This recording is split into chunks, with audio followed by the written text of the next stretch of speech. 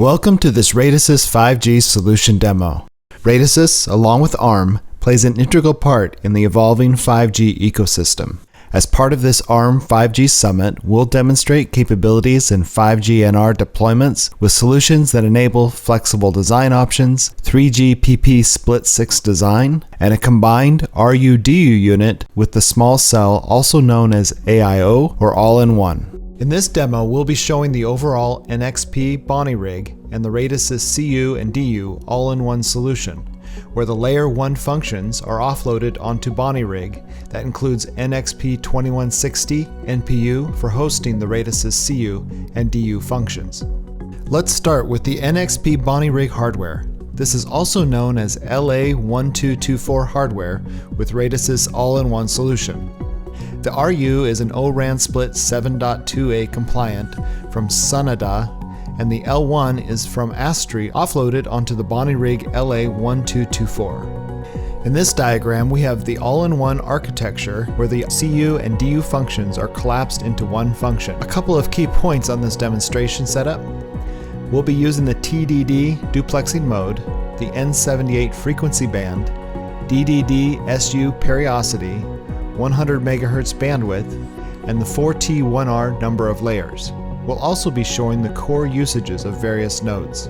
The demo scenario will walk through the attachment and detachment with iPerf Data OTA with commercial user equipment.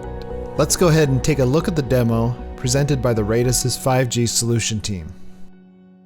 This is a VNC server where we are accessing the Bonnie rig board and the 5GCN server. The 5GCN components of UPF, SMF, and AMF are already running. We also have this Pilot Pioneer application to see the UE console, UE logs, or the messages which are sent to UE and received by UE, and the other 5GCN parameter. This is the Visor tool which we use to access the UE remotely. We'll run the CU and DU components.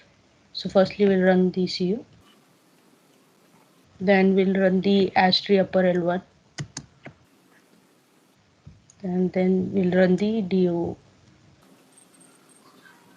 The cell is up now.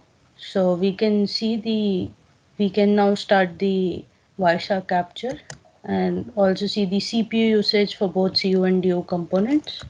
So this is the CPU usage for CU, and this is the CPU usage for DU. As we use DPDK in our DU, this particular thread is used for the same, and as we use the polling method, it is taking up a lot of CPU percentage. Now we can move on to disabling the airplane mode in the UE and trying attach. So here in the Pilot Pioneer tool, you can see that we have received the PDU session establishment accept. And also in the Visor, we can see the IP address assigned to the UE.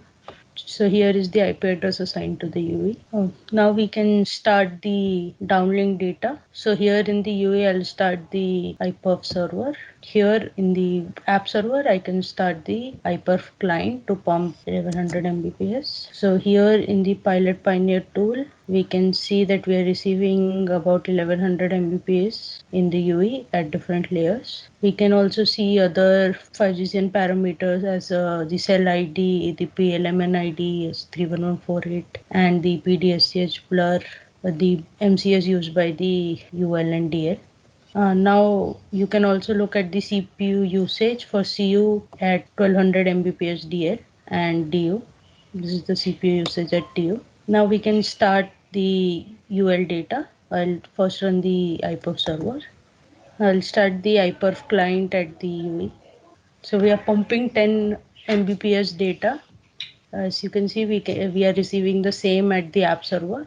We can see the CPU usage for CU with both UL and DL running, and for DU. We can also see the various stats here at the DU. So here we can see the both the DL data and the UL data. It's the DL data which is sent from the DU towards L1, and this is the uplink data received at DU. Now we can see the deregistration procedure. So I'll turn on the airplane mode. So the deregistration is completed.